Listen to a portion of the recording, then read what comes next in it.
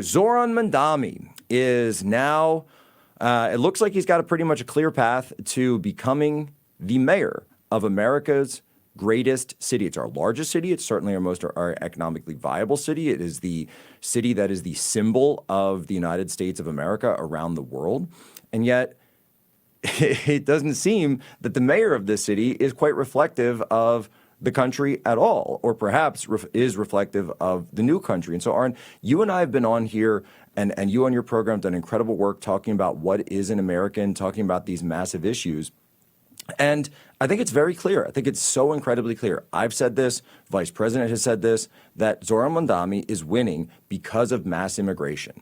Because you can see that as the foreign-born population of New York City, which has these highly concentrated in this area, they are the ones that are the leading edge for his candidacy above all other demographic groups. Now, I don't mean to say that there aren't like the young urban creatives that are for him. There's a lot of Zoomers, there's a lot of millennial support, et cetera, but it's not really the yuppies, right? They were going for Cuomo, and then you see, quote unquote, old New York was for Curtis Lewa, but it doesn't matter anymore because you have these massive foreign-born populations.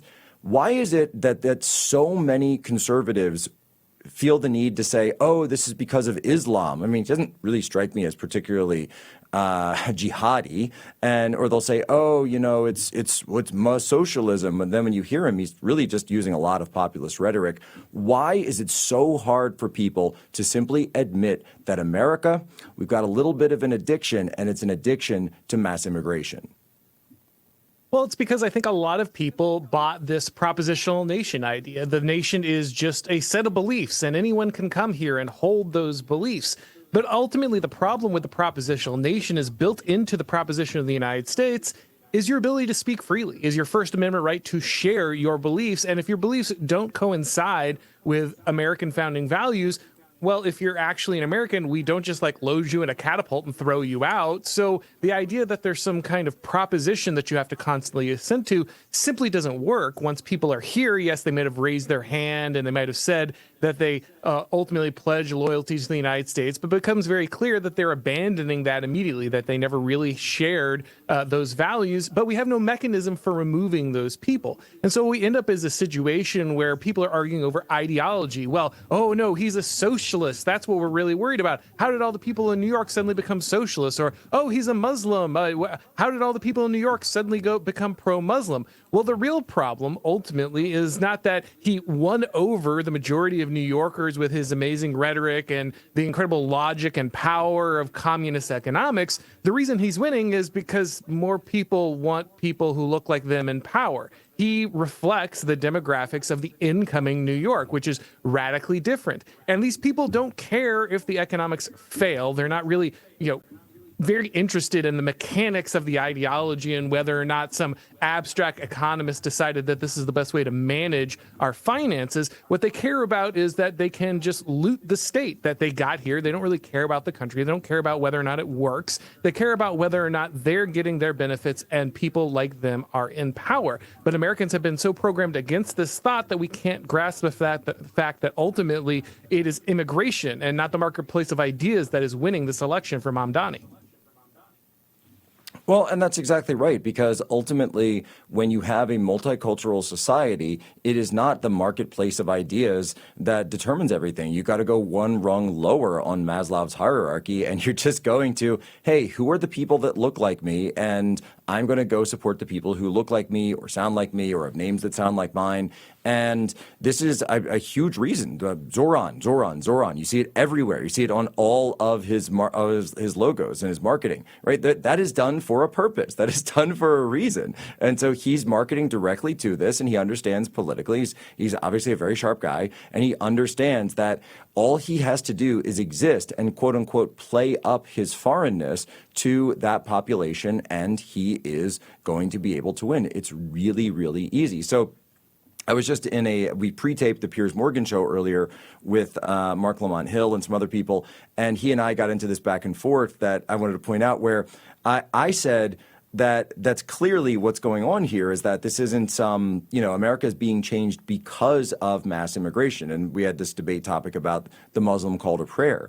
And I pointed out, well, this isn't happening because of some, test of religion and because people are suddenly flocking to Islam. It's happening because we are mass importing Muslims from the third world, from Somalia to Minneapolis, from the Arab nations, Muslim nations to Dearborn, Michigan. And that is the reason that you're seeing it, to Houston, Texas, all over the place. That is the reason that you are seeing this. And he tried to argue with me that it isn't, that wasn't changing the character of Minneapolis. I kid you not.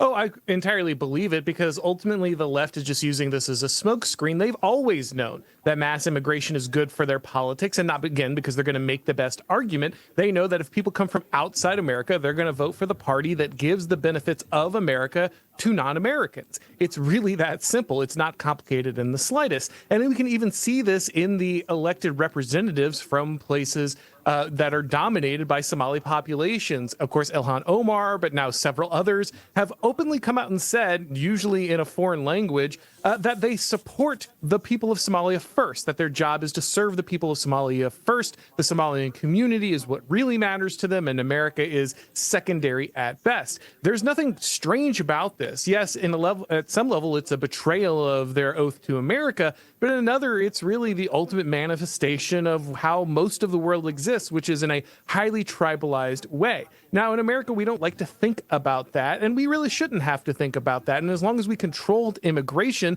we didn't have to think about that. But when you have mass immigration, you're breaking down the homogeny of the entire culture. And when you do that, you have the situation where each one of these little groups is vying for what can be theirs. They no longer see the country as a whole thing that they're a part of, a project, an identity that they are growing into. Instead, they see themselves as different groups that can carve a little benefit out for themselves. We've always had a certain level of immigration in the United States. Some waves have been larger and less well assimilated. Some have been smaller and very easily assimilated. The amount the culture is close to America really matters. The closer they are to our culture, the easier they are to assimilate. But when you have radically different religions and radically different language and radically different custom coming into the United States, all of them trying to vie for control of different areas, they're not going to integrate, they're not going to assimilate, they're going to carve those pieces out. And it has nothing to do with whether or not socialism or even Islam, which I am worried about in the United States, but even Islam is not ultimately the problem. The problem is if you just stopped shipping these people in,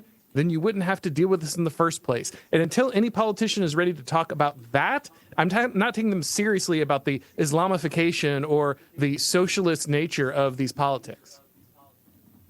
Yeah, again, because they'll sit there and act like, I guess it's like, it's so much easier to just say I'm against and I disagree with your idea. I disagree with this. Right. But again, that puts you in, kind of a bad position if you're, just in a debate situation, because they're going to then turn to say, oh, well, look, your First Amendment says that you need to be a pluralist and therefore you need to have freedom of religion and you need to have this, you need to have that. And it's like, the reason that obviously the First Amendment was written for Christians, but the reason that it wasn't explicitly done so was because to mass import the population of the Ottoman Empire into the formerly British colonies was just so completely divorced from any kind of view that the original Americans had, that the founders had, that they didn't think you had to. I mean, it's like saying, why don't the fish talk about how wet the water is? It's just inherent. It's just obvious.